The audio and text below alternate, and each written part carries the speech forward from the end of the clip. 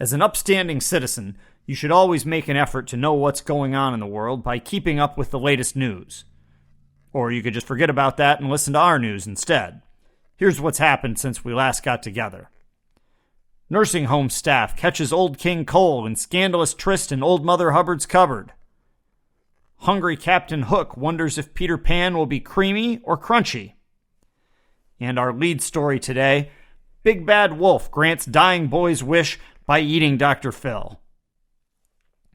Little Timmy Appleby may be seriously ill, but that couldn't keep him from having the day of his life yesterday, watching from the front row as the Big Bad Wolf devoured TV personality Dr. Phil McGraw in front of a live studio audience. The thrilling encounter was set up after Timmy's parents told officials at the Make-A-Wish Foundation about their son's illness. He's always loved the Big Bad Wolf, Timmy's father Dwayne told reporters while fighting back tears. To think that wolf would eat someone just for my little boy, it's unbelievable. At first I was just going to have him eat Mr. McMacken, my English teacher, the adorable 13-year-old said afterward. But then one day I walked into the kitchen and my mom was watching that loudmouth Dr. Phil. I knew right then it had to be him.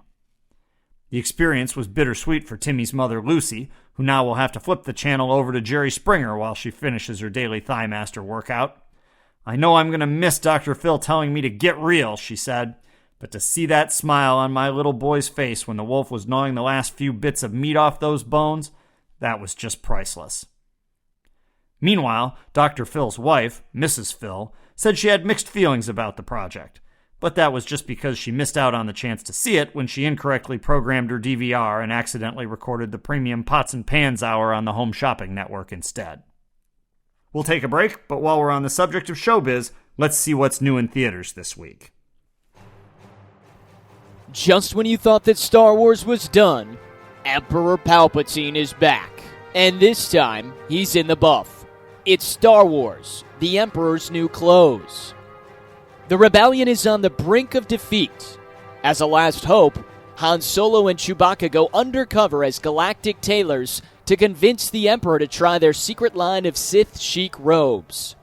What will happen when Luke Skywalker launches his attack during Palpatine's parade through the Death Star? Who will win the pixelated lightsaber battle?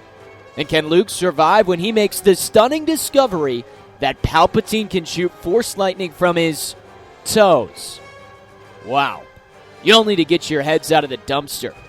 Starring Harrison Ford, Mark Hamill, Ian McDermott as the Emperor from the neck up, and Channing Tatum as the Emperor's abs, Star Wars, The Emperor's New Clothes opens Friday in theaters everywhere.